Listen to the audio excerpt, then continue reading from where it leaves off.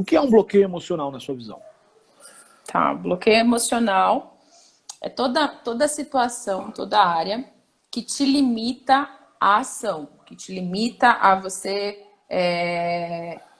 ter uma ação. Vou dar um exemplo. Então, você tem uma dificuldade de se relacionar com as pessoas, ou uma dificuldade de ter um relacionamento, tá? Muito provável, existe algo que te limita nessa relação, existe algo que te bloqueia emocionalmente a ter este comportamento. Então, um bloqueio emocional é aquilo que você tem como âncora, você é preso a essa situação e você não consegue emocionalmente colocar em prática. Então, o bloqueio emocional é algo que te segura de forma emocional a colocar aquilo em prática, a desempenhar algo na sua vida, enfim, em diversas áreas. Então, bloqueio é limite emocional, tá? É como se eu estivesse falando, tem um limite emocional. Então, tem algo que me interfere de forma emocional que eu não consigo saber o que me gera esse bloqueio, esse limite de acesso a alguma área. Então, limite de acesso, tenho medo de dirigir. Então, eu tenho um bloqueio emocional, que é um limite de acesso a dirigir, que é o medo.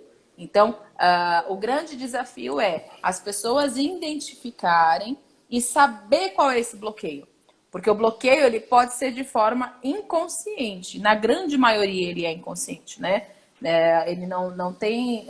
as pessoas às vezes não têm consciência. Ela só percebe que ela não consegue fazer. Ela só percebe que ela não consegue colocar em prática, né? O limite, o bloqueio, né? Traduzindo limite, ele acaba sendo inconsciente. Então, até mesmo, nem sempre o bloqueio emocional, ele é na área que você está praticando. Por exemplo, eu tenho um problema, né, de me relacionar com alguém, mas às vezes esse bloqueio não foi gerado num relacionamento. Às vezes foi gerado em outra área da vida que refletiu o comportamento nessa área. Né? Não sei se ficou claro, não sei se deu para entender. Não, entendi.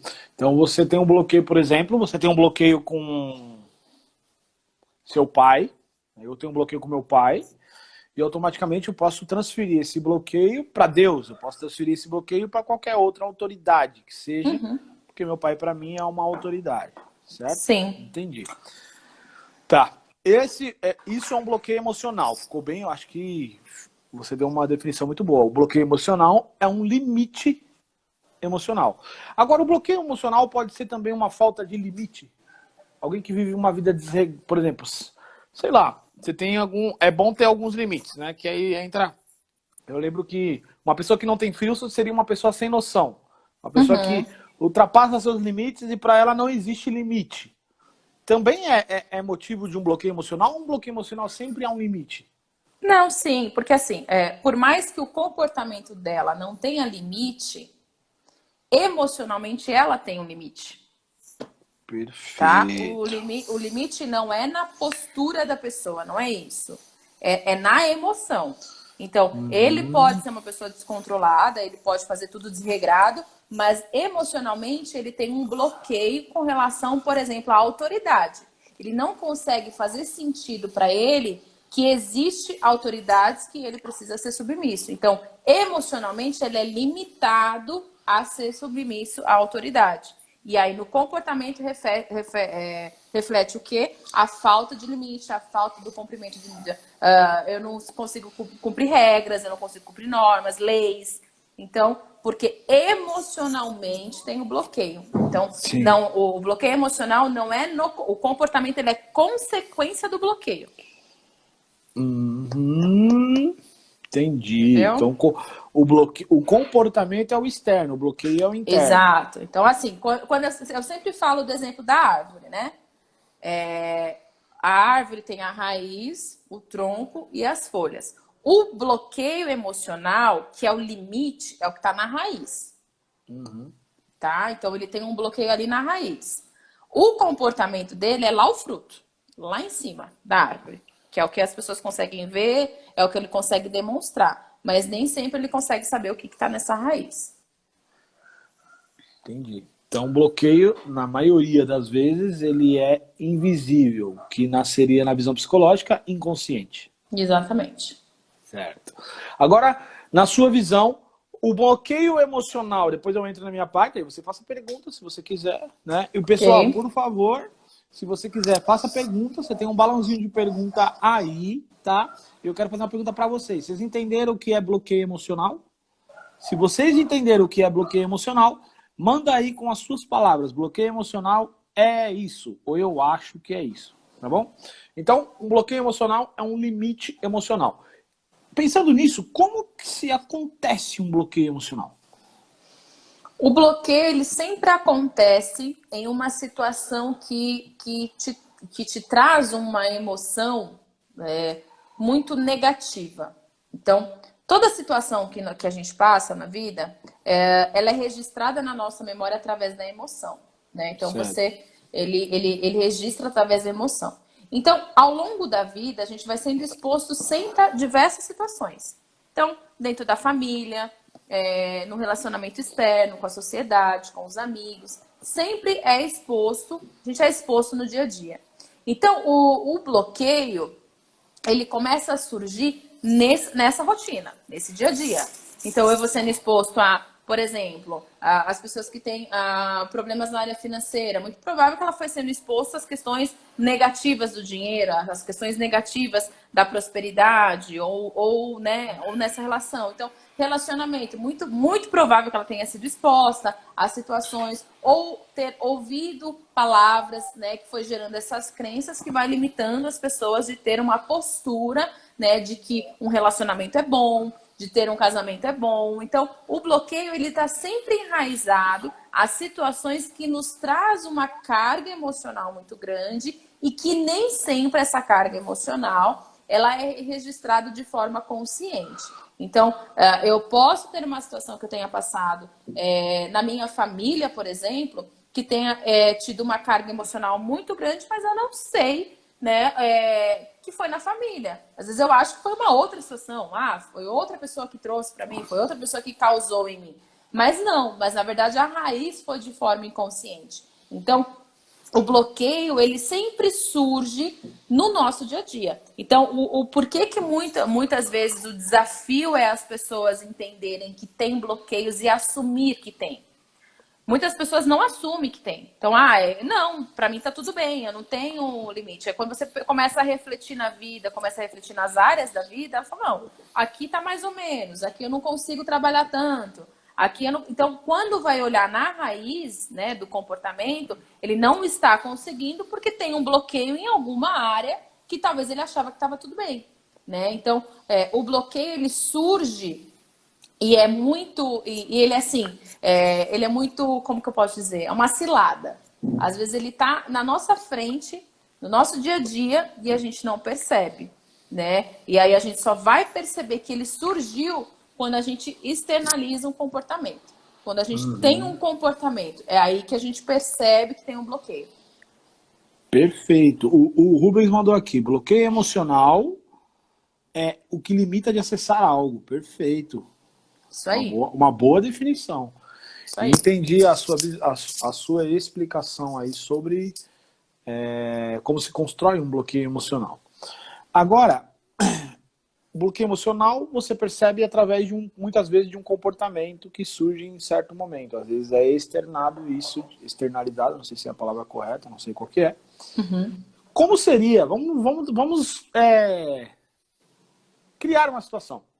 Como seria um comportamento de uma pessoa que tem um bloqueio emocional com Deus? Eu vou dar o meu exemplo. Um exemplo que você acha, se uma pessoa faz isso, ela pode ter um bloqueio com Deus. Você já passou por alguma situação em sessões de terapia, em treinamentos, que você percebe claramente que a pessoa tem um bloqueio com Deus por algum motivo? Já. Eu tive o último treinamento que eu participei, foi muito forte essa questão desse bloqueio, mas a questão não era, o bloqueio não era com Deus. A pessoa achava que era com Deus, mas não era com Deus, tá? O que acontece na nossa formação? As figuras que a gente tem de pessoas que estão presentes na nossa vida, ela é muito forte. Então, a figura da mãe, a figura do pai, a figura de irmãos, a figura de pessoas, ela é muito forte, principalmente na nossa formação e na nossa estrutura emocional, tá? E essa pessoa, ela não tinha a figura de pai, ela não tinha a figura do pai, tá? Na grande maioria, né, este relacionamento paterno, ele pode ser um indício de ter um bloqueio com Deus, ser um relacionamento paterno. Mas não é só o relacionamento com os pais, com a figura de pai, tá? Isso é muito importante, porque hoje tem muita gente falando de bloqueio, né? Até o Rubens citou aí, bloqueio com Deus está relacionado à paternidade.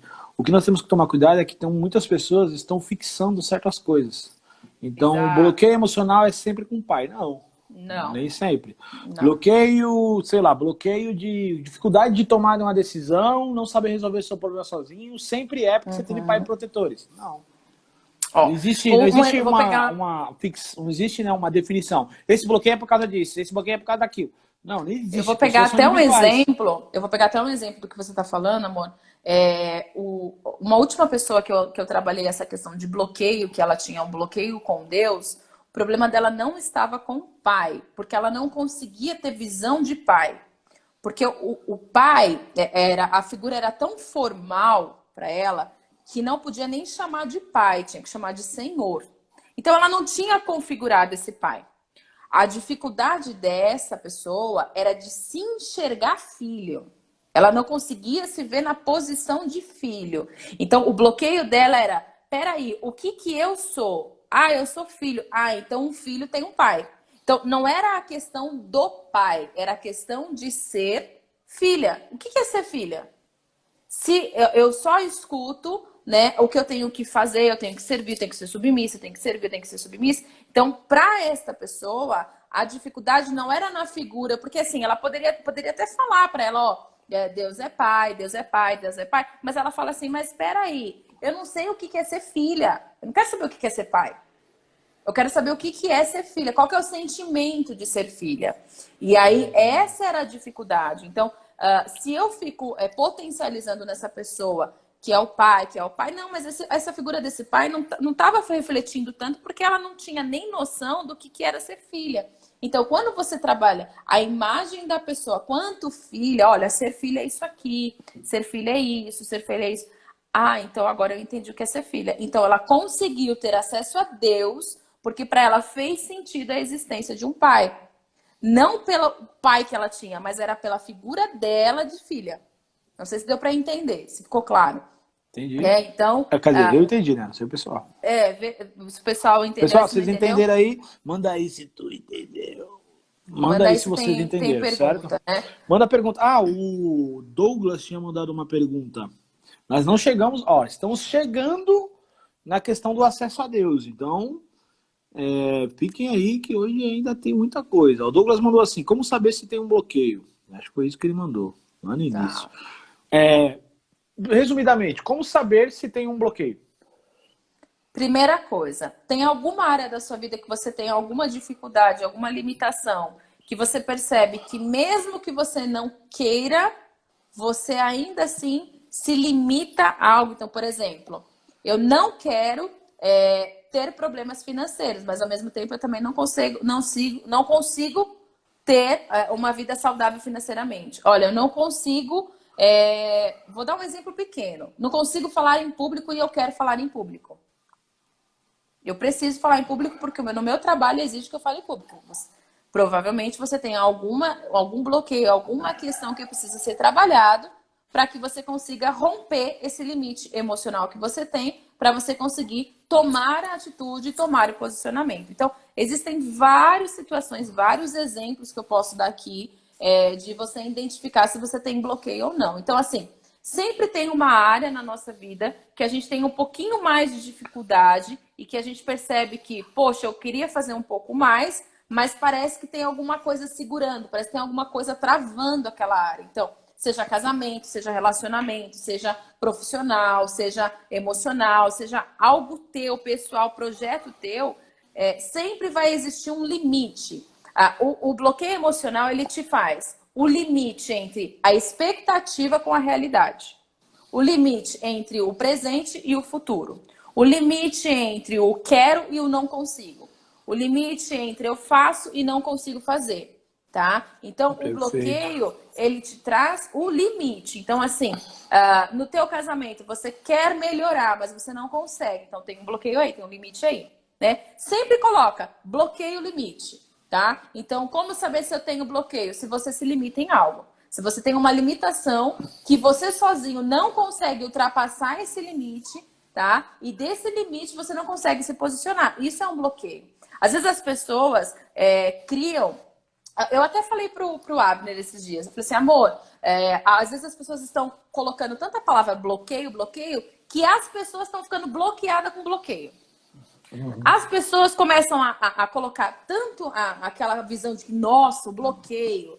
Não, bloqueio às vezes é um limite. É aquela coisa de quando você vai para um país, para você ir de um país para um outro, tem o quê entre um e outro? Uma fronteira? Uma fronteira. O que você tem que fazer para passar para outra fronteira? Você precisa saber o que eu faço para sair do Brasil para ir para a Argentina. O que eu faço para sair do Brasil para ir para os Estados Unidos? Eu sei que para ir para os Estados Unidos, entre a expectativa e a realidade, existe uma regra aqui. Tem um passaporte, tem uma legalidade. Então eu preciso ultrapassar essa fronteira para ir para os Estados Unidos. O bloqueio é a mesma coisa. É um limite que tem no teu emocional entre a expectativa daquilo que você quer com aquilo que é a expectativa, né, com a realidade. Então, o que eu consigo hoje? Isso aqui. E o que eu quero no futuro? Eu quero isso. Então, peraí. Para mim fazer isso sozinho eu não consigo. Então, tem uma fronteira entre um e outro.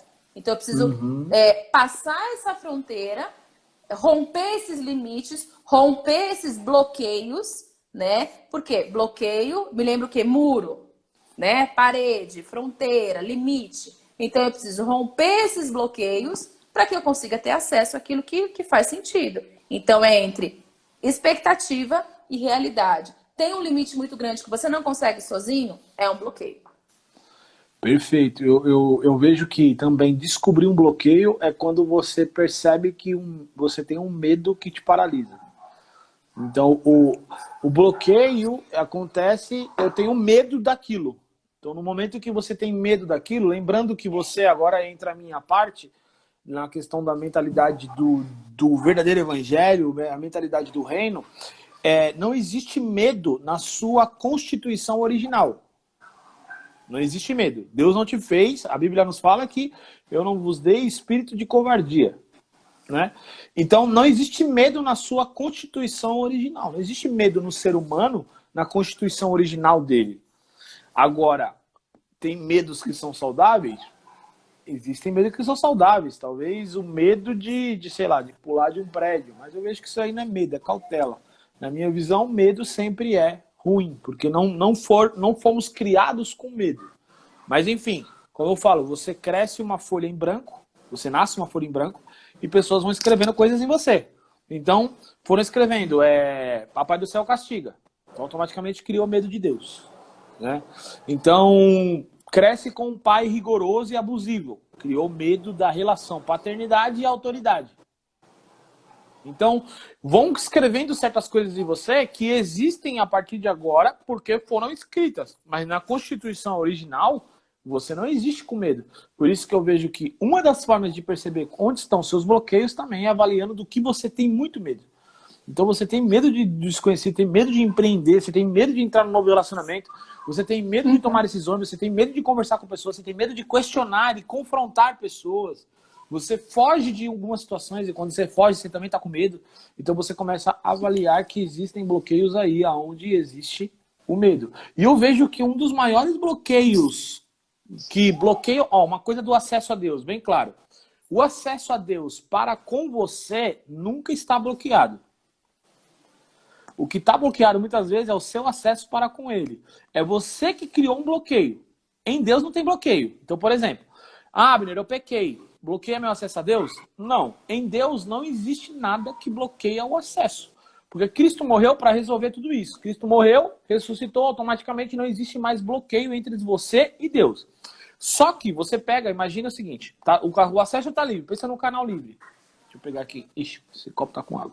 Esquece. Imagina um canal livre, tá? Deus, você. Esse canal tá livre, aqui é você, tá? Esse canal tá livre, sempre tá livre. Mas quando você cria certas questões, por exemplo, cara, se eu pecar, alguém te ouviu repetidamente, você ouviu falar, ó, se você pecar, Deus vai enviar uma doença. Aí você ouviu isso a vida inteira. Aí cria-se o quê? Você criou um bloqueio com Deus. Ah, isso vai ficar bem claro quando a gente pensa em pessoas. Quantas vezes já aconteceu de alguém chegar em você e falar assim, ó, por exemplo, a Mayara tá aí eu chego pra você e falo assim, meu, a Mayara é mó metida, mano. Mayara se acha demais. A Mayara, só porque ela é psicóloga, ela acha que lê a mente de todo mundo. Aí eu vou falando várias coisas da Mayara. O que acontece com muitas pessoas que não têm maturidade? Essas pessoas criam um bloqueio com a Mayara. Mas nunca foi a Mayara que demonstrou um comportamento de ser orgulhosa. Ela nem conhece a Mayara. Ela criou um bloqueio com a Mayara. A menina é metida e começa a enxergar a Mayara como o Abner falou. É isso que as pessoas fazem com Deus. Mas Papai do Céu vai castigar você. Deus não gosta dessas coisas, não. Cara, como que você acha que Deus vê isso? E você vai criando um Deus à sua imagem, daquilo que te falaram, e você cria bloqueios, que aí entra um monte de bloqueio emocional, que te impede de acessar Deus. Mas nada de Deus para com você está bloqueado. É de você para com Deus que você criou esses bloqueios. Entendeu? Show. O Rubens falou, pessoas com bloqueio dão muita desculpa para tentar resolver situações? Dão muita desculpa para tentar resolver situações? Depende. Você disse que dá desculpa em relação a quê? Porque assim, tem pessoas com bloqueio que justifica tudo. Tem pessoas com bloqueio que dão muita desculpa. Tem pessoas com bloqueio que não falam nada. Então, é muito relativo, né? A gente não consegue generalizar e falar, pessoas com bloqueio, elas dão muita desculpa? Depende do bloqueio dessa pessoa, né? Se essa pessoa, ela tem algo de... Por exemplo, vou dar um exemplo, tá? Ela tem uma dificuldade de autoimagem e ela precisa se justificar sempre. Então, muito provável que ela vai dar muita desculpa, mas essa desculpa é o quê? É de desculpa, de pedir desculpa, ou é a desculpa de aquela justificativa falsa que a gente entende como uma desculpa, né? A pessoa deu uma desculpa de que não vai fazer tal coisa. Então, é muito relativo, não dá pra gente generalizar em relação a isso. Tá? Eu vejo que a pessoa pode até não dar desculpa, né? Como você falou, pode ficar quieta. Agora, uma coisa clara que dá pra ver, uma pessoa que, na maioria das vezes, tem bloqueio, ela não resolve o problema, né? Então, ela cria situações para fugir deste problema.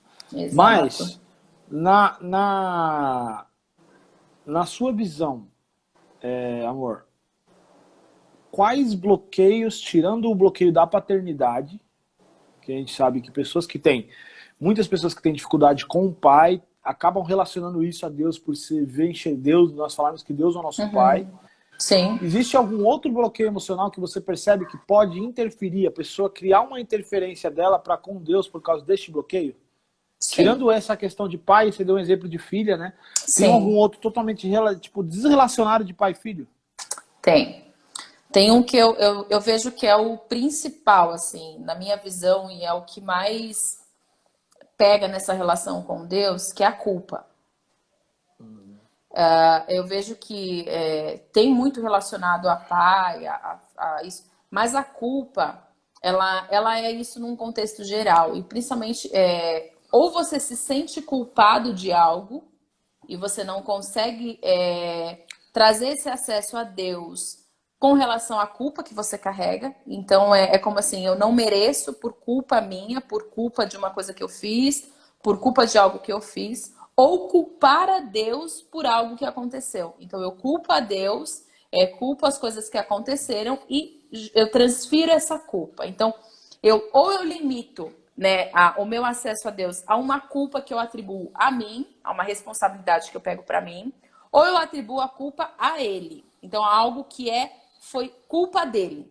Então, eu crio uma barreira entre a minha pessoa e Deus, entre culpados. É como se fosse um tribunal, né? Eu julgar a minha vida, né, no acesso a Deus. Então, a culpa, então aquela coisa do que a gente você sempre comenta nas lives também, né? Do sou pobre, miserável, não mereço, né? Então, isso é trazer toda a culpa, né, para si do não mereço isso, então eu sou o culpado, sou o réu, sou a vítima, né? E me coloco lá embaixo. E como assim? Ele não vai nem olhar para mim, porque a culpa que eu carrego é tão grande que eu não mereço esse olhar. Ou é o oposto, né? Ele é culpado por tudo que aconteceu. Então, qualquer coisa que acontece, eu culpo e aí limita esse acesso e principalmente de sentir, né, o amor de Deus, ou transmitir esse amor, ou amar, ou criar essa relação. Então, eu vejo que a culpa é algo que é muito forte, principalmente porque quando a gente fala de lei, isso você pode falar muito melhor que eu, né? Quando entende sobre lei e graça, né? Quando a lei, né, ela traz muito esse sentimento de culpa. Então, se você não faz isso, você é culpado. Então, se você é culpado, automaticamente a sua mente entende de que não merece, né? Não é merecido, não posso ter esse acesso. Então, não faz sentido esse acesso, né? Então, é muito enfatizado. Então, por exemplo, como você deu o exemplo, né, do filho, da mãe ameaçar o filho, não faz isso porque Deus não gosta. Então, se eu faço, eu me sinto culpado. Nossa, Deus não gosta. Então, eu não faço porque por amor e por respeito. Eu não faço porque eu não quero me sentir culpado de um erro ou de uma falha que tem. Então, para mim é muito forte essa questão da culpa, porque você carregar um peso de culpa, ou você culpar alguém, isso te aprisiona de uma forma, não só o acesso a Deus, né? Isso eu falo em outras áreas da vida. Enquanto você culpa alguém, enquanto você se culpa, você limita o acesso ao amor, você se limita ao acesso de outros sentimentos que você deseja, mas você não consegue acessar. Então, é assim, eu cobro Deus, mas eu não permito que ele acesse porque eu o culpo de algo, né? Eu me cobro, mas também eu não me permito não me permito me sentir amada porque eu me culpo de algo também. Perfeito. Não, o que você falou é muito importante no contexto bíblico e no contexto Deus, porque Cristo, o Cristo ele foi para a cruz para resolver o problema da culpa. Então, Isaías 53 fala o seguinte, que o castigo que nos traz a paz estava sobre ele. Então, ele morreu por nossas culpas e por nossas enfermidades. Aquele contexto onde ele morreu por nossas iniquidades pode ser repetido como iniquidade ou pode ser traduzido como culpa ou como condenação. Então, quando está Romanos 8 fala o seguinte, não há condenação para os que estão em Cristo, a gente pode tirar a palavra condenação e colocar a palavra culpa. Não há culpa para os que estão em Cristo. Mas as pessoas, na verdade, elas aprenderam que, para mim, um dos maiores bloqueadores, eu acho que é o maior. O maior bloqueador de acesso a Deus é a religião. Então, a religião, ela constrói um conceito de que eu preciso fazer coisas para alcançar Deus. E no momento que eu não faço, eu perco esse acesso. Né? Então, até existe o quesito desviado e diversos outros nomes que não existem, biblicamente falando, mas para construir o quê? Culpa. Então, eu erro, então eu me sinto culpado. Mas, Abner, se eu não errei, eu não tenho que resolver esse problema com Deus, a única coisa que a Bíblia diz é que você tem que confessar, mais nada. E a Deus, nem fala de confessar para um sacerdote. Então, ela fala de confessar o seu pecado, que ele é fiel e justo para nos perdoar o pecado. Então, Cristo resolveu toda a treta do pecado. Quando eu falho, eu simplesmente tenho que falar, Cristo, te entrego isso daí, acabou. Paz. O castigo que nos traz a paz. Qual é o maior tirador de paz? Culpa. Ó, tem gente que acha que o contrário de paz é ansiedade, preocupação. Para mim, o contrário de paz é culpa. Porque a culpa, além de ela, vamos dizer assim, eu não sei como dizer isso, mas você se acha digno de sofrer todo o mal possível. É isso que acontece com o culpado. A culpa, se vocês olharem o significado da palavra culpa, significa responsabilidade por danos. Então, você se responsabiliza por tudo que é de ruim. Então, imagina você carregar um fardo só de coisas ruins a vida inteira, né? Essa é a culpa. Então, é o que você falou, é trazer uma responsabilidade de um peso enorme. Então, imagina você carregar uma casa nas costas, consegue? Não, mas a culpa te faz você imaginar que você carrega. É isso. Aham. Falou e disse. Eu, quando me sinto culpado, eu me sinto digno de sofrer todo o mal do mundo.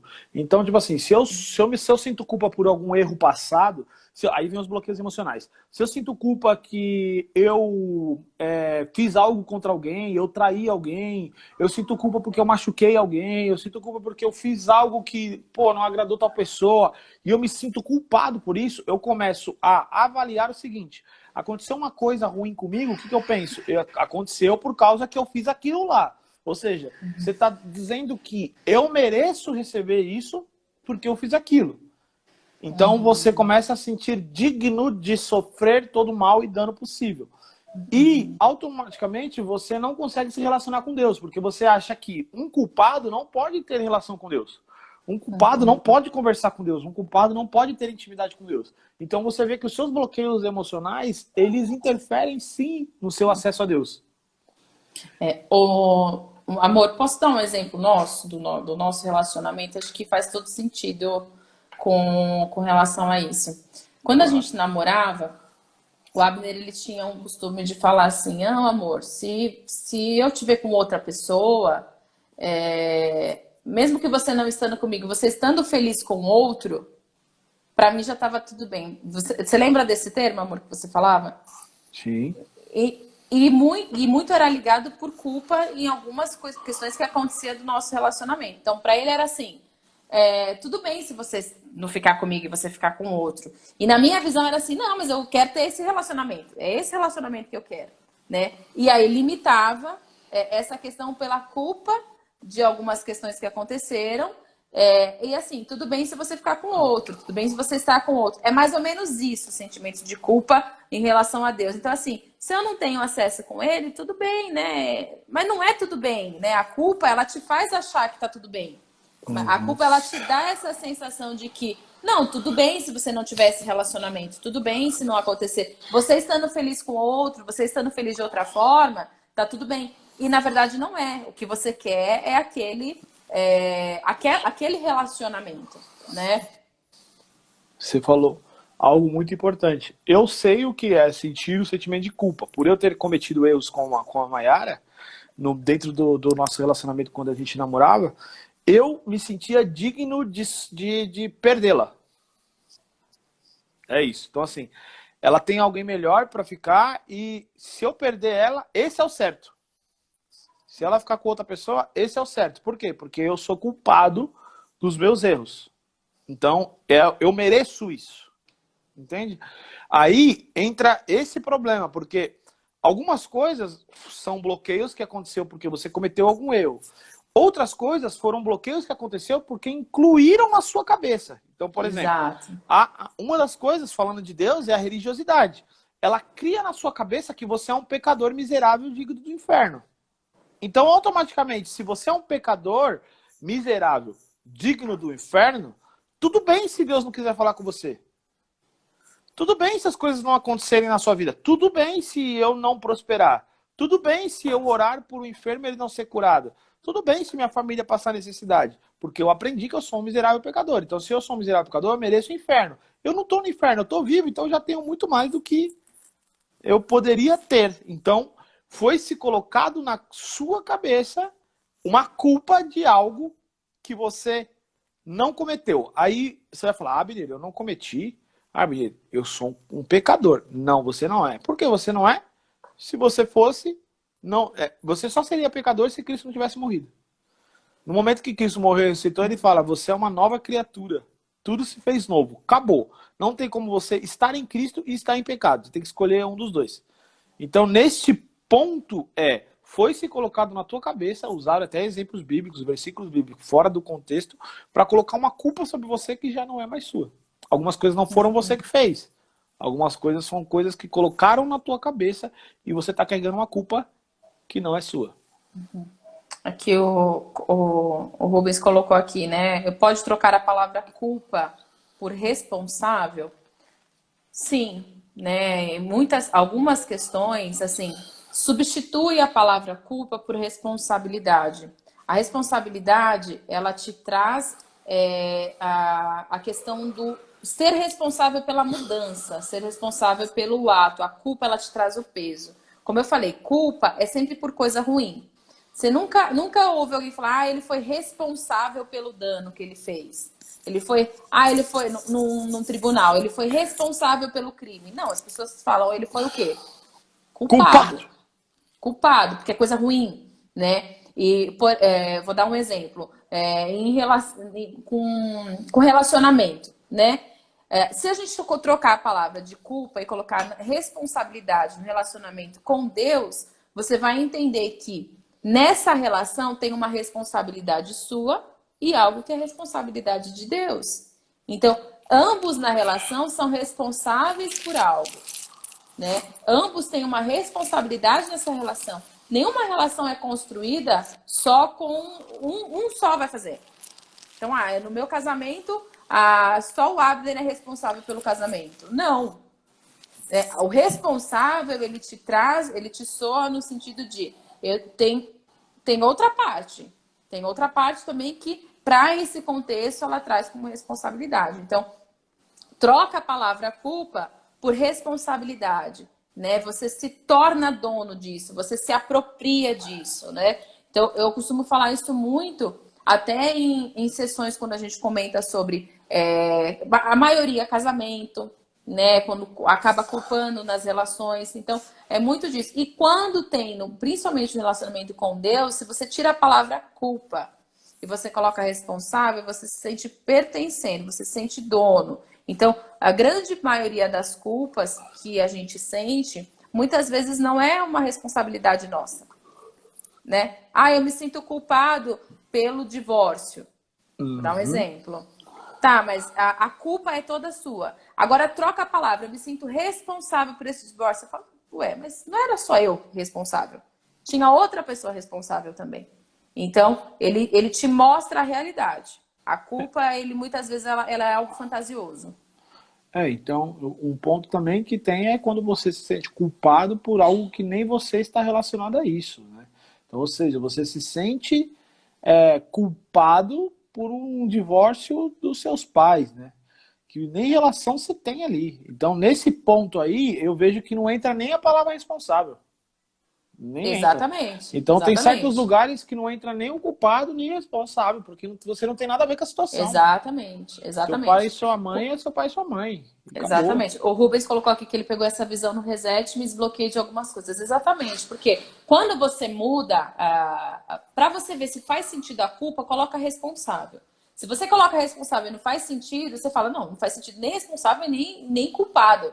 Eu tenho nada a ver com esse pacote, né? Então, não tenho nada a ver com essa situação, né? Então, e às vezes ela é inconsciente, tá? Teve uma pessoa também no treinamento que a gente estava dando que ele verbalizava, né? Essa pessoa verbalizava de que não me sinto culpado pelo divórcio dos meus pais, né? Mas ele também não conseguia se relacionar com esse pai. E aí, quando foi ver a fundo, e vai espremendo, né? O caldo da emoção, que você vai espremendo a laranja, quando você vê no final, não, sim, eu me sentia responsável pelo casamento dos meus pais, tanto que até hoje eu cuido da minha mãe como se fosse uma responsabilidade minha cuidar dela. E aí, né, aí ele começou a refletir, e é responsabilidade sua, né? Uma decisão que esse pai e essa mãe teve de casar é responsabilidade? Não. Então faz sentido? Não faz sentido. Então, aí começa a fazer sentido. Então, algumas coisas é entender, é responsabilidade de Deus mesmo? É responsabilidade dele fazer isso? Não é. Eu também não estou fazendo nada nessa relação. Então, não faz sentido esse bloqueio que tem de acessar a ele, né? É responsabilidade minha? Sim, faz sentido, né? Eu também não tô nem aí para ele, não quero nem falar com ele e tô cobrando dele falar comigo. Entendi. Né? Então, tô nem aí, não quero nem ver as coisas dele. Tá, mas tô cobrando que ele me ame. Isso. Um, Um ponto que eu passei uma vez numa mentoria particular com uma menina, e ela tinha sofrido um abuso, né? Um abuso daquele. Você vê, para dar um exemplo de uma pessoa que se culpa por algo que ela não fez, né? Então, só toma cuidado, na hora que você mexe aí, dá problema no áudio. Tá aparecendo? Tá dando pra me ouvir? Não, na hora que você mexe aqui, ó, aí Ah, tá. dá um problema no áudio. Um ponto que acontece, por exemplo, quando você se culpa por algo que você não é culpa sua, né? Eu estava fazendo um desbloqueio emocional mesmo, com uma menina numa mentoria, e ela sofreu um abuso há muito tempo atrás, e nesse abuso um rapaz, tipo assim, ela era bem nova, na época que ela tinha passado por isso ela tinha, sei lá, 14 anos, e o cara de 21, 22 anos, usando da malícia, chama ela para casa dele e ele beija ela, passa a mão nela e, enfim, esse tipo de abuso. Não acontece o ato, mas já é um abuso, né? E aí, neste fato, o que aconteceu? Ela passou por essa situação, fugiu dessa situação, mas o rapaz continuava abusando dela, passava por algum lugar onde ela estava, brincava com ela, falava com ela, passava a mão nela, enfim, porque ela vivia no mesmo ambiente que essa pessoa, né? E aí, por acontecer isso, ela se achava o quê? Culpada. Tipo assim, eu criei essa situação, né? Foi eu que eu não, ó, aí entra um ponto importante. Foi eu que não evitei a situação lá no início. Só que aí eu fiz ela pensar o seguinte: quando você tinha 14 anos, você tinha habilidade de pensar nisso que você está pensando agora? Ela falou, ela pensou e refletiu, não, eu não tinha habilidade. Aí eu entrei, por que você não conseguiu evitar? Aí a pessoa falou assim, eu não consegui evitar porque eu fiquei com medo de perder a atenção daquele homem. E por que você queria a atenção desse homem? E aí fomos encontrando, fomos descobrir que o pai dela, o pai e a mãe se divorciou, e ela foi morar com a avó. Automaticamente ela perdeu a atenção do pai por um bom tempo. E ela buscava essa atenção do pai aonde? Em algum homem. O homem usou essa malícia e conseguiu, através dessa malícia, fazer um abuso com ela ali, abusar daquela presença dela. Aí eu falei assim, você tinha essa cabeça, você sabia que você estava buscando em outra pessoa o carinho que você não teve do seu pai? Ela, não, eu não sabia. Tá, então então usei o termo assim, tá? Que eu não tenho filtro, quem me conhece sabe que eu não tenho muito filtro, e nem gosto de ter. E eu falei, você é uma vagabunda, então? Aí ela, não. Você é uma puta? Não. Por que você não conseguiu evitar? Porque eu queria a atenção que meu pai não deu, encontrei nele. Então você percebe que você não é uma vagabunda? Aí ela, realmente. Como que você tá se sentindo ouvindo isso? Ela falou, eu sempre achei que eu era uma vagabunda porque eu permiti que isso acontecesse. Ela estava trazendo uma culpa para ela como se com 14 anos de idade ela tivesse o senso de perceber todas essas coisas e eu quis aquilo porque sou vagabunda. Então, ela trouxe uma culpa para ela que não era dela. Na verdade, ela não era uma menina de 14 anos, uma menina de 14 anos bem mal desenvolvida na época. Então, nós trazemos culpa, principalmente mulheres que sofreram abuso fazem muito isso, né? Elas atraem culpa para elas, tipo assim, ela foi abusada e eu sou culpada de ser abusada. E aí, uma pergunta que eu faço para você, amor. Quando uma mulher que sofre um abuso, ela se sente culpada de ser abusada, por que isso? Qual é o mecanismo que funciona aí? Primeiro tem que entender o contexto, né, amor? Não dá pra gente generalizar. Mas é muito comum, por exemplo, nessa figura, como o sentimento de impotência, tá? Isso não é só a mulher, tá? O homem também. Qualquer pessoa que sofre um abuso, seja ele físico ou seja ele moral, o sentimento é eu permiti. Então, se eu permiti, aconteceu porque eu permiti. A pessoa se sente tão impotente, é como se... imagina um assalto, todo mundo você já foi assaltado? Já. Na hora, você consegue raciocinar como reagir, como fazer, o que fazer? Não. O que você sente depois? É que... Tá falhando, eu não tô te É que ouvindo, amor. apareceu aquele negócio de 20% de bateria. Então, Ah. voltando, você fica com raiva de você mesmo. E o que você se sente? Idiota, burro, e aí vai. É a sensação de, o sentimento de impotência, independente seja homem ou seja mulher, ele gera esse senso de culpa, de responsabilidade por algo que você não consegue prever. Então, imagina, um assalto, eu não consigo imaginar o que vai acontecer. Você consegue imaginar que você vai ser abusado? Você consegue imaginar que vai sofrer um abuso? Você não consegue. Então, qual é o sentimento que ele gera depois? Putz, eu fui responsável. Por quê? Porque aí a pessoa ela começa a imaginar a questão do abuso, ela começa a imaginar, não é no que aconteceu, é o que ela poderia ter feito para evitar que acontecesse. Então, o Perfect. sentimento de impotência, então não é o ato em si. Então, isso não é só abuso. Tem a questão, por exemplo, que eu dei do assalto agora. Tem muitas situações que você puxa a responsabilidade, puxa a culpa, o sentimento de culpa, porque é algo ruim, é um dano, por conta dessa impotência. Você não tem poder sobre aquilo, você não tem controle sobre aquilo. Então, fica aquele sentimento depois, quando acontece, o sentimento de, putz, eu poderia ter feito isso. Eu poderia ter feito aquilo. Então, se eu não fiz, por isso que aconteceu. Se eu não tive controle, por isso que aconteceu. Então, se eu fui assaltado, é porque o quê? Eu demorei para entrar no carro.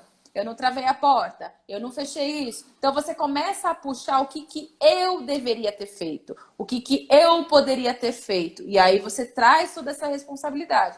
E se, como eu falei para vocês, a intensidade da situação a intensidade da emoção é o que registra na sua memória. Então, o quanto de emoção tem no abuso? O quanto de carga emocional tem no abuso? Então, é na mesma intensidade que a pessoa vai responder a esse sentimento. Por quê? A carga emocional é muito grande. Então, imagina o nível e a carga de culpa que é elevado nessa ação. Então, a questão do assalto. Então, imagina a carga de emoção que colocada nessa situação que te traz o sentimento de culpa, de, poxa, aconteceu isso por conta, entendeu? Então, é muito relacionado a isso, sentimento de impotência. Então, por exemplo, por que existem muitos relacionamentos de pessoas que são agredidas fisicamente e não conseguem sair dessa relação? Por que muitas mulheres, por exemplo, estão casadas ainda com homens que agridem fisicamente? Porque o sentimento de impotência é muito maior do que o senso de realidade. Então, essa pessoa, ela se torna dependente dessa relação. Então, eu não sou capaz de sair. Eu entrei. Então, a responsabilidade é minha. Eu aceitei essa relação. Eu quis entrar nessa relação. Mas mal sabia eu que ia ser agredida. Mal sabia eu que ia ter essa situação. Então, eu me torno responsável, me sinto culpada, me sinto o impotente porque vai intensificando, porque ela não consegue reagir a essa agressão, reagir a tudo isso, então eu vou intensificando o sentimento de impotência. O que eu faço? Eu vivo nesse relacionamento abusivo. Até que eu entenda que eu tenho poder de sair dessa relação e que faz sentido e que não necessariamente eu preciso ficar nisso aqui. Tá? Não sei se ficou claro, se deu para entender. Não, pessoal, tá claro aí, e ainda só para não pegar esse gancho aí, é muito importante também pensar que por exemplo, nesse exemplo de uma mulher que sofre um abuso, que você usou de exemplo, poderia ser um homem também, porque o homem também sofre abuso, eu fui uma dessas pessoas que já sofreu abuso. Então, uma mulher sofre um abuso, ela não consegue sair dessa relação por achar que ela entrou, ela permitiu, então ela se sente culpada. Certo? Exatamente. Automaticamente, por ela ser culpada, ela se sente indigna de falar com Deus. Aí vem um processo que a mulher, ela foi abusada. Além de ser abusada, ela se mantém na relação. Automaticamente, se ela se mantém na relação, ela sofre abuso diariamente ou semanalmente. Automaticamente, ela se acha suja, porca, podre. E, automaticamente, ela sente que não tem dignidade para falar com Deus. E ela acha que E Deus está distante dela, que Deus não ouve ela, que isso não Deus não só a quer saber mulher, dela. né? Isso, Qualquer todo, pessoa que todo. sofre, qualquer pessoa. Então, por exemplo, no meu caso, como eu já sofri um abuso, eu entendo isso. Então, você sofre, você não tem ideia. O meu também, quando era pequeno, não tinha noção do que estava acontecendo. E isso interferiu na minha vida sexual desde a minha infância. E a Mayara viveu muito isso comigo. Então, eu sempre me achei um podre, um bosta, um Uhum. porco, uma pessoa indigna, culpada, uma pessoa que não tinha merecimento, por exemplo, de ter a Mayara. Então, assim, é um exemplo masculino. Então, assim, não existe abuso sexual só com mulheres, né? Da mesma forma que uma das coisas que eu aprendi esses dias é que das violências domésticas, o homem sofre 45%. Então nós achamos que violência doméstica é só com mulher. Não. Homem também sofre violência doméstica. E aí a Bia fez uma pergunta. Todo sentimento de culpa pode fazer a gente não acessar Deus? Todo sentimento de culpa, na minha opinião, faz com que a gente não acesse a Deus. Na minha visão. Minha visão, tá? Por quê? Porque quando eu sinto culpa, eu me sinto digno de Deus não falar comigo. Aí entra a questão de Deus não me acessar, enfim. Aí entra a questão, referente a Deus, nada mudou. Referente a Deus, nada mudou. O acesso não está bloqueado. Eu bloqueio o acesso quando eu coloco a culpa. Porque é muito difícil você se sentir culpado de algo e ao mesmo tempo se sentir digno de algo. Então, quando você se sente culpado, a única coisa que você acha que você merece é o dano, que é o que a Mayara falou. Quando acontece o dano, é o natural, porque eu sou culpado. Ter intimidade com Deus não é um dano. Então, automaticamente, eu não me sinto digno de fazer isso. E eu já evito isso. Eu não consigo parar para orar, eu não consigo parar para meditar na Bíblia, eu não consigo fazer nada que relacione a ter intimidade com Deus. Então, automaticamente, às vezes eu até entro na hora de orar. Mas por eu me sentir culpado, eu entro já, tipo, Deus, já me perdoa, porque eu sei que eu sou uma porcaria, eu sei que é isso, eu sei que é aquilo. Então, eu não sinto isso. Eu não sinto intimidade com Deus porque eu sou o culpado. Enquanto você, aí a Mayara vai falar de culpa, de resolução, quando nós vamos chegar nessa parte agora, dos como ser livre dos bloqueios emocionais que podem te interferir no acesso a Deus, a Mayara vai dar a visão psicológica dela e eu vou dar a visão bíblica, que é o que a Bíblia nos ensina sobre culpa. Claro que uma sempre está ligado à outra, que na minha visão não existe. Esse dia me perguntaram no treinamento, pode a filosofia andar junto com a teologia? Eu falei assim, na verdade, eles nunca se separaram. Pode a ciência andar junto com a teologia, não com a religião, com a teologia, que teologia é qualquer conhecimento que você tem sobre Deus, é teologia, não o curso em si lá. Na verdade, eles nunca se separaram. Quem separou isso aí foi Deus, foi o homem. O homem que criou essa separação de ciência e o que é divino, de filosofia e o que fala de Deus. Foi o homem que separou, mas essa separação não existe. Então a Mayara ela vai dar uma solução psicológica dentro do estudo dela e eu falarei sobre uma visão minha. Então, amor, te faço essa pergunta. Como ser livre dos bloqueios emocionais que interferem em uma pessoa acessar a Deus, em particular e específico o sentimento de culpa, já que a gente está nesse assunto? Uhum. Uma das coisas que eu sempre falo é, primeiro, você se responsabilizar por aquilo que é seu, de fato. Quando eu tenho consciência do que eu faço, se é realmente responsabilidade minha ou não, eu consigo trabalhar isso e consigo entender essa minha relação com Deus. Então, se eu me sinto responsável por aquilo que é meu, aquilo que interfere em mim, eu consigo olhar para o outro. Né? Eu dou isso muito no exemplo nas sessões com os meus clientes de realmente faz sentido isso que você está falando com relação ao outro, né? E aí eu sempre tiro o outro que é trazido na sessão. Então, o pai que é trazido na sessão, o marido que é trazido. Então, vamos tirar esses culpados e vamos olhar para você.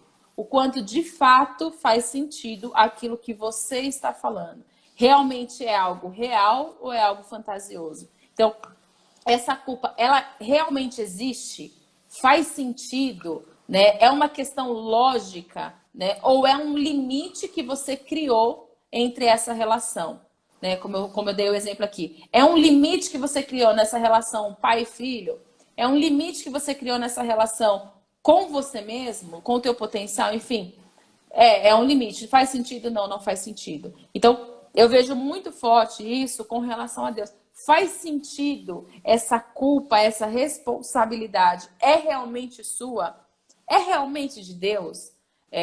Até que ponto isso faz sentido? Até que ponto isso é real? Ou isso é uma justificativa ou uma fantasia? Então, eu vejo que é muito entender o que é real e o que é expectativa. Entender o que é real e o que é fantasia. Então, puxar a responsabilidade real da situação, real desse relacionamento, tá? É o ponto principal. Ah, Mayara, como que eu vou construir isso? É fácil isso? Não, não é fácil. Porque ninguém quer se responsabilizar em uma relação. É aí que é o grande desafio. Ninguém quer se responsabilizar por culpa ou por... Ninguém quer ser responsável numa relação. É muito mais fácil eu colocar alguém como réu do que eu me responsabilizar por aquilo que de fato faz sentido eu ser responsável em alguma área. Perfeito. Então, na sua visão, o primeiro passo para se livrar da culpa é assumir a responsabilidade real sobre o que é responsabilidade sua. Exatamente. Né? E Exatamente. sair da ilusão e vir para a realidade. Exatamente. Né? Minha visão dentro desse assunto é assumir, aí eu já pego o seu gancho, porque não tem como sair desse gancho, assumir a responsabilidade sobre aquilo que você fez e aquilo que realmente é realidade, que é responsabilidade sua, dissociar, né, desassociar daquilo que não é responsabilidade sua, e depois que você assume aquilo que é responsabilidade sua, você perdoa a si mesmo. E você perdoa a si mesmo ou perdoa o outro. Aí o seu conflito é com você ou é com o outro. Então você perdoa o outro e perdoa a si mesmo. E por que você merece esse perdão? Você merece porque Cristo morreu. Então, no momento, o castigo que nos traz a paz estava sobre ele, é isso. Quando eu cometo um erro, automaticamente eu falo, Deus, errei, sei que tu não se agrada, tá aqui, coloco na cruz, acabou. Automaticamente, acabou, eu não sinto mais culpa. Por que eu não sinto mais culpa? Porque Cristo, ele morreu para resolver a culpa. No momento que eu erro, peço perdão e continuo me sentindo culpado, eu estou anulando o que ele fez. Então, é a mesma coisa de pega uma mãe lá e fala assim, filho, eu vou me entregar. O filho cometeu um crime. Vamos dar um exemplo. O filho cometeu um crime. O filho foi lá, cometeu um crime, o filho tinha 12 anos de idade. A mãe, a gente já viu isso em filme. A mãe assume a culpa desse crime, fala que foi ela é presa. Fala, filho, eu estou fazendo isso para que você não seja preso e não perca a sua adolescência. Então, use a sua vida da melhor maneira. Aí ela vai presa, o filho vai lá e continua cometendo crime. Então, ele fez que aquele sacrifício da mãe fosse porcaria nenhuma. Da mesma forma, acontece quando eu erro, eu chego a Deus e falo assim, Deus, errei e continuo me sentindo culpado. Por quê? Você está falando assim, ó, o sacrifício que Cristo fez não serviu de porcaria nenhuma. Porque se ele morreu para tirar a culpa de mim, porque agora eu posso jogar a culpa em algum lugar. A culpa está lá, na cruz. Aí no momento que eu assumo a culpa e falo assim, não, eu sou culpado por isso, não adianta, eu sou culpado por isso, então você está atacando o pé de Jesus na cruz. É simples assim. Então no momento que você entende isso, que Cristo resolveu o seu pecado passado, presente e futuro, passado, presente e futuro, passado, presente e futuro, passado, presente e futuro de forma infinita, eu paro de viver com o peso da culpa. Assumo o meu erro, assumo a responsabilidade, peço perdão, consciência limpa. Resolvido, limpo estou, leve, e a culpa já não é sobre mim. Então, minha visão dentro desse assunto do assumir responsabilidade vem logo em seguida o perdão, e no meu caso, como o meu foco aqui é falar sobre a nossa relação com Deus, é entender que Cristo resolveu qualquer problema para que eu não sinta mais essa culpa. Certo? O foco da Mayara é outro, que é o foco de como resolver isso psicologicamente em suas emoções. Certo? Vocês conseguiram linkar os dois? Fez sentido, pessoal? Tem perguntas? Cara, vocês não têm nenhuma pergunta? Brincou que a gente é tão bom assim explicando. Não pode ser. Não pode ser, gente. Não pode ser. Nenhuma perguntinha Vamos ver se de pequenininha. repente tá com delay aí. Nenhuma perguntinha bem pequenininha, zinha. Não, mas no Lembre-se começo que, fizeram algumas perguntas. Agora estão mais calados. lembre-se que das perguntas é que saem os melhores conteúdos. Ontem eu estava lá pregando na comunidade a qual a gente faz parte, né? E uma hora eu fui lá para o meio e falei assim, alguém quer... Eu estava falando sobre como acessar o sobrenatural em meio à dificuldade. E no meio de um culto, dentro de uma comunidade, ninguém está acostumado com a pessoa ir lá perguntar. Eu falei, alguém quer levantar a mão e falar da sua dificuldade? A pessoa levantou a mão, falou da dificuldade, ela ainda tinha dificuldade, ela fumava ainda, não conseguia se livrar disso. Dali saiu uns insights absurdos para todo mundo. Por quê? Porque alguém levantou e fez a pergunta. Então, quando alguém faz a pergunta, toda a cabeça de quem está falando se direciona, e aí vem a abertura de Deus também da direção e vê os insights, para resolver o problema daquela pessoa, automaticamente resolve o problema de dezenas que estão ali à volta com problemas parecidos. Exatamente. Mas é isso. O pessoal tá tímido aí. O pessoal tá tímido aí. Então vamos lá. Já que vocês não têm perguntas, eu tenho pergunta para vocês, tá? Vamos lá. Primeiramente, um bloqueio emocional pode interferir no acesso a Deus? Primeira pergunta. Né? Aí eu sei que a resposta deles vão ser, porque é uma pergunta bem fácil de responder. Segundamente, como ser livre dos bloqueios emocionais? Então me fala aí se vocês entenderam. Manda aí.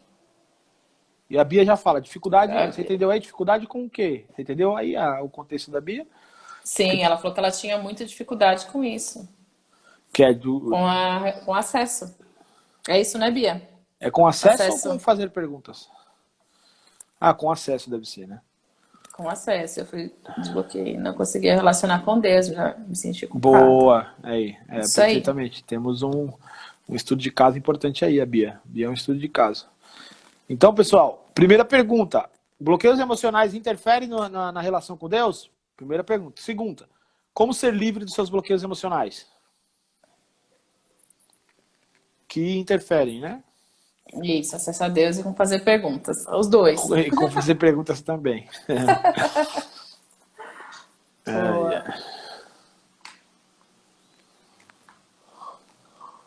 Isso aí. Vamos lá. Vai. Eu acho que não está com atraso. Primeiro porque, sim, segundo assumindo a responsabilidade que realmente é minha. Exatamente. Legal. Boa. Muito bem. Acho que ficou claro então, hein, amor? Claro, igual água? Depende. Que água é essa? Isso aí. Show.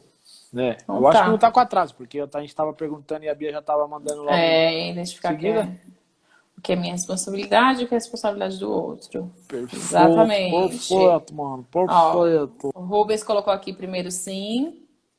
Boa. Certo. Ok. Então acho que ficou claro. Show. É isso aí, então. É isso aí.